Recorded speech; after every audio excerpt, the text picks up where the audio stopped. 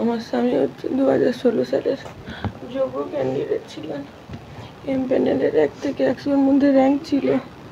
বাড়ির থেকে 10 মিনিট দূরত্বে সার্ভিস করতেন। কিন্তু আমরা এই অন্যায়ের শিকার হয়ে গেলাম। সেই জন্য আমার স্বামী ডিপ্রেশনে চলে যায়, ঘুমোতো না, খাওয়া দাওয়া করতো না। আমরা অনেক বুঝিয়েছিলাম, তারপরেও হয়নি, পারতো না।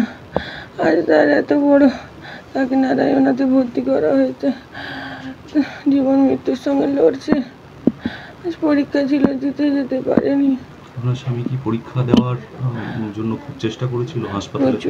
প্রচুর ডক্টরদেরকে লিখে দিচ্ছিল, যেখানে আইসিইউতে ভর্তি আছে। আমাকে নার্সরা পর্যন্ত বলছে, আপনার হাজব্যান্ড অলরেডি 6 বার লিখে দিয়েছে আমাকে, আজকাল আমার পরীক্ষা।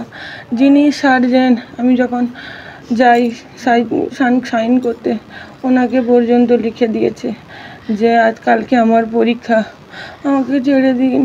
সার্জেন বলছে ছেড়ে দেবো, কিন্তু ওটা তো সম্ভব নয়, কোন খুব ক্রিটিক্যাল অবস্থা। মানসিক টেনশনের জন্যই? মানসিক টেনশনের জন্যই। আমাদের ব্যানার্জি যদি আমাদের সঙ্গে এটা না করতো, আমার হাজব্যান্ড হয়তো ছুটি থাকতো। আমরা কেন শাস্তি পেলাম? আমরা যোগ্য বলে আমরা শাস্তি পেলাম, আমাদের কোনো ন্যায় নেই। আমরা গরিব বাড়ির ছেলে মেয়ে, এভাবে পড়াশুনো করে যে সার্ভিস পেয়েছে। আমার শ্বশুর বাড়ি খুব গরিব, সেখান থেকে সার্ভিস পেয়েছে। কোথায় টাকা পাবো যে আমরা টাকা দিয়ে সার্ভিস পাবো? এই চিন্তায় আমার হাজবেন্ড শেষ হয়ে গেল। এবারে যেটা বিষয় সেটা হচ্ছে যে আজকেও কি ওর পরীক্ষা ছিল? হ্যাঁ, আজকেও সাবজেক্টেরই পরীক্ষা ছিল। উনি কেমিস্ট্রির টিচার ছিলেন। দিয়েছে, ওইটাও দিয়েছেন। ওটাতেও খুব অসুস্থ ছিল, আমি নিয়ে গিয়ে গাড়িয়ে করে দিয়ে আবার নিয়ে এসেছি। আজকে কোথায় সেন্টার করেছিল? পাঁশকুড়া গার্লস। এবার মানে যেটা ধরতে হচ্ছে, যেটা বলার সেটা হচ্ছে এরকম একটা সিচুয়েশনে আজকে তার পরীক্ষা দেওয়ার কথা ছিল, সে হঠাৎ করে এক্সপায়ার করে গেছে, মারা গেছে। সেক্ষেত্রে কি, কাকে দায়ী করবেন এরকম একটা ঘটনার জন্য? মানে এরকম একটা ঘটনা মারা গেছে মানে কাকে দায়ী করছেন? কাকে দায়ী করবেন এরকম একটা ঘটনার জন্য? কাকে দায়ী করবেন? কাকে? আমাদের মমতা ব্যানার্জি ছাড়া কাউকে দায়ী করি না আমি। উনি একমাত্র দায়ী। উনিও তো কারো মা, কারো পিসি। ওনার কি মনে হয়নি যে এটা ঠিক নয়? যারা অযোগ্য তাদেরকে বেছে সরিয়ে দেওয়া, আর যারা যোগ্য তাদেরকে রেখে দেওয়া। একটা চোরকে ধরতে পারেনি বলে সবাইকে কি করে দেবে? একটা গ্রামে যদি একটা চোর ঢুকে, সেই চোরটাকে কি গ্রাম থেকে না বার করতে পারলে গোটা গ্রামে উনি আগুন লাগিয়ে দেবেন? এটাকে ওনাকে বলতে হবে। উনি কি আগুন লাগিয়ে দেবেন? উনি মুখ্যমন্ত্রী আমাদের দেশে। এরকম একটা হঠাৎ করে আমার দুটো ছোট ছোট বাচ্চা, আমরা খাবো কি? আমাদের জীবন চলবে কি করে? আমার হাজবেন্ড ছাড়া। আমার হাজবেন্ড তো সুস্থ ছিলেন, ওই মমতা ব্যানার্জি চিনিয়ে নিল। মমতা ব্যানার্জি চিনিয়ে নিল। আমার কি করে থাকবো এবার? আপনারা বলুন। প্রচুর লোন ছিল? আমার হাজবেন্ডের লোন ছিল বাড়ি করার জন্য। সেই লোন পরিশোধ করার জন্য কি টানা টিউশন পড়ানোর জন্য চেষ্টা করেছিলেন? না, সেভাবে টিউশন না।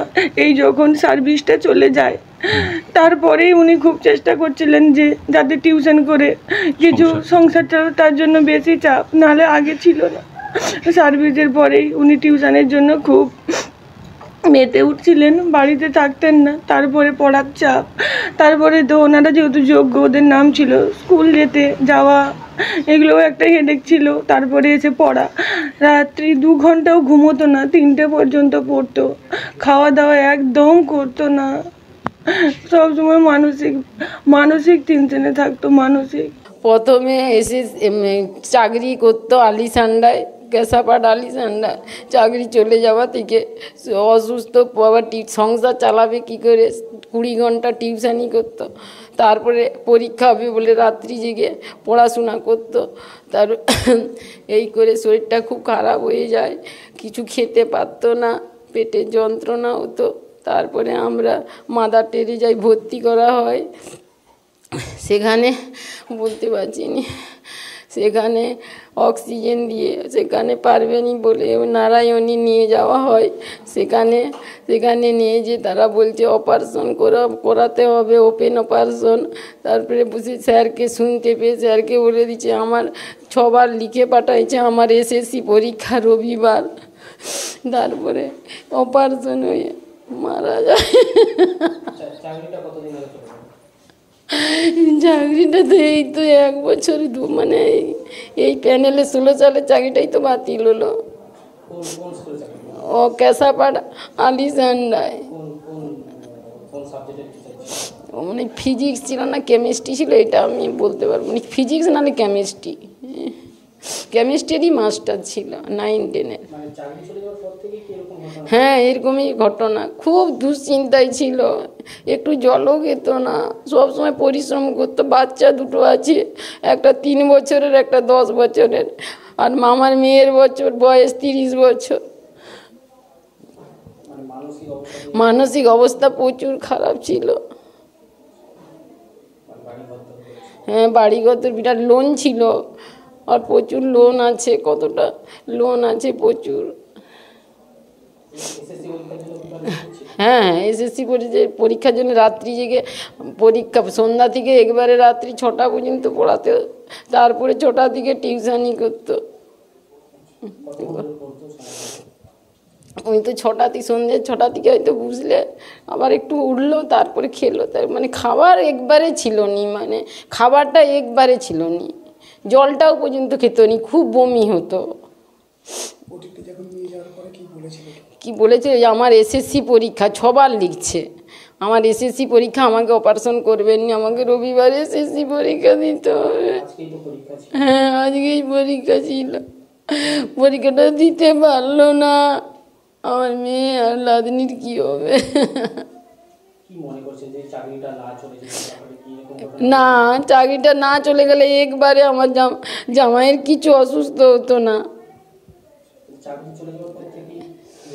হ্যাঁ, চাকরি চলে যাওয়ার থেকেই তো ভেঙে গেল, একবারে ভাঙা, মানে একবারে ভেঙে গেছে। আর খুব ভালো, কী করে সংসার চলবে, স্টুডেন্ট ভালো একবারে। ওর 1 থেকে 80 মানে ছিল, নাম্বার ছিল 26,000-এর মধ্যে 80।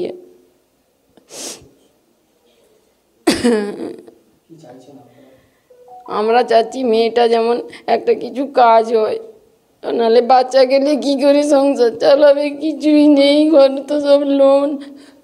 মেয়েটা যেমন একটা কিছু চাকরি কাজ হয়, ভালো কাজ হয়। কতদিনে, মানে শরীরটা অসুস্থ তো চাকরি যাওয়া থেকেই তো হচ্ছে। 1 মাসটা একবারে সজ্জা, বিছনার মতো সজ্জা। ওই টিউশনি পড়াতো, রাত্রি জেগে পড়তো, বমি করতেছে তবু পড়তিছে না, রোগটা সেরকম কিছু ধরা পড়েনি। চাকরির জন্যেই গেছে, চাকরির জন্যেই।